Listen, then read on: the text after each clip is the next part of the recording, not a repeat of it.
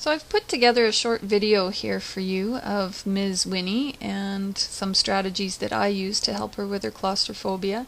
Here I've got a couple of barrels set up and she was hesitating to go through, so I just asked her to retreat a bit and then asked her to go through again.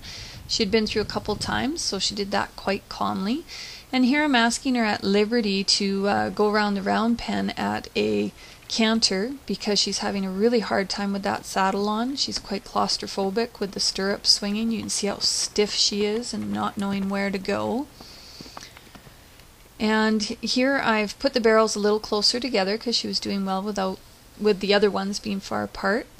There she just had a really hard time with the stirrup touching. And now she's blowing a lot, and that's the adrenaline that she worked up with running with the saddle on, and she's yawning, trying to come off of the adrenaline. So I'm just waiting for her to get things together emotionally for herself before I ask her to go through again. It was very, very hard for her to have those stirrups going in the saddle and nobody on her. Very different than having somebody on her. So I'm just waiting. And I waited quite a while, and I am asking her to retreat to try and go through the barrels again here.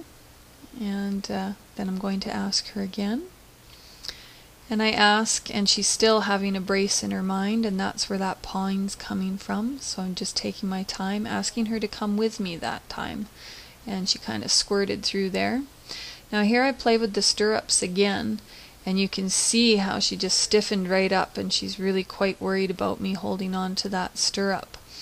It's very different than when you're on them or when the stirrup's just laying against them. It's a whole different ball game, so you really have to desensitize with a lot of different things and just play with them and make sure you don't push them over the edge.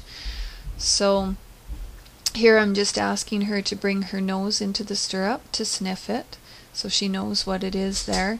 And again, I'm asking her on the other side to do the same thing and swinging the stirrup. And you can see she's quite stiff over that. And here I've put the lead rope into the stirrup and swinging it.